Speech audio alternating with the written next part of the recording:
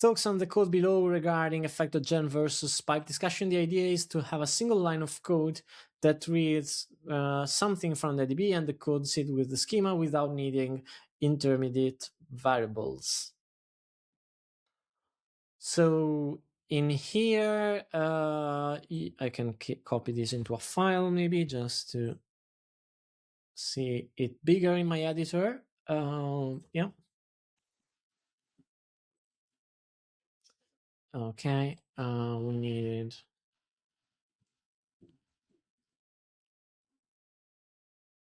need effect. We need option. I've seen schema layer,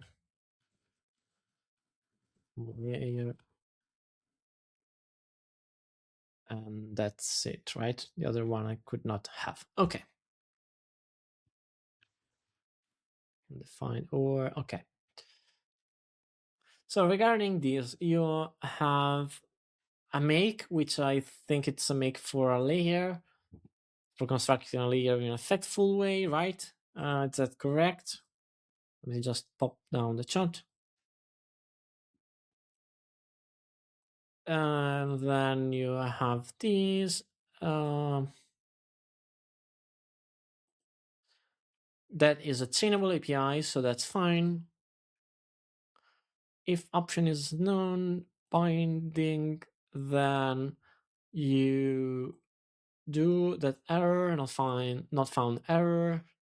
Otherwise, you return the binding. Well, to be honest,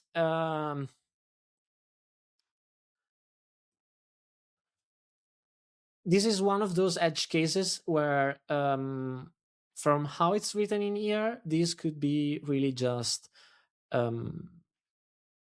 could be also be written as a single function, even without having flat map or whatever, because there is actually no need of that, because this is already an effect which returns an effect that has our database error in case this fail. And then you do undefined. See, in here you do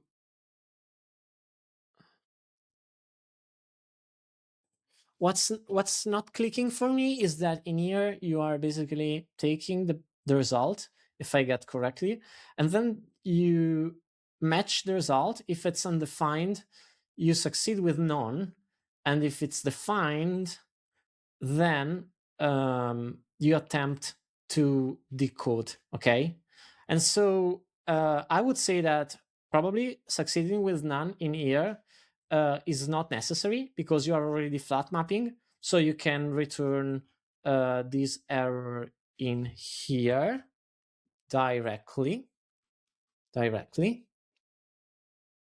and that gets away of that. And if you have this flat map, you, in case nothing is fine, then you fail with your error, and in case something is fine, then you don't have to do a sum anymore. You can just decode, and that's it. So that means that there is no binding anymore, and so there is no need of doing that anymore. And so that means that probably given this function only has one yield, you can basically have this as a single pipeline. That would be my point. You are, I would say that probably you are overwrapping things, because again, you had something that was undefined, and instead of failing first because you got something undefined, you decided to go with none for them, but then that none wasn't used for anything. It would have made sense if you had, for example, let's say that you perform this query and then you get back an option with either a value or nothing, and then maybe you get or else that or else you succeed with other thing. That could have been one reason to have the option, because maybe then you compose with another option. But given you were using the option just to decide if you wanted to throw the error or not, probably I would not say that. I would not use option. And then again, given you are using fn untraced, so that means that you are not capturing the tracing at call side of the telemetry that effect.fn instead gives you. Then you can again remove this entire generator, because again, it's yielding only one thing, and so you can just have the bare account ID function that takes that and goes there. Probably would be my guess. And one last thing, but that's probably more something I prefer stylistically. So it's not something you should do, unless you're okay with that. Is that, for example, if you look at these, you are basically mapping the error in here, but then this error is not recatched or handled in any way after. So probably we could leave. This is more a style of how I like to write the code. You could probably just leave that error be bubbled up and then map the error in here. But then one would say, yes, but now this error would be wrapped as well. And that's why, when probably I would use instead some catch tag of my potential error that is being raised by this. Let's say it's query error, and probably you could remap that in here, so that you can basically do also things like this fails with a schema error. So you can say also, instead of catch tag, you can say catch tags, and you can say when you have a query error, you convert that into that. And when you have a schema error, you just say effect or die, and that's it. So that way I have basically moved almost at the end the handling of the error. But again, that's more like how I prefer to write the style. I prefer to handle the errors as late as possible rather than as soon as possible.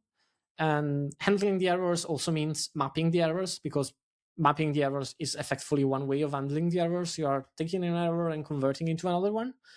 And that's one way I would I would do that. Yes. Then that's so clean. Yeah. It's not easy, but once you get to grasp, it starts clicking how you can simplify that. The idea to have effect map error before effect map is to ensure if anything changes on the result side, the error will still be coded as database error. You could do the same because, for example, if you say that you're in here, you're just interested in our Fireblocks account error and your other error, which is the schema error, you can also use the or else parameter that's in here. And this or else parameter in here basically gets applied to any other type of errors. And so you are basically saying, yeah, when a schema error happens, I want to or die. And for every other error, I wrap that into a cause. And probably things like our Fireblocks account error, I want to keep that as is with an identity.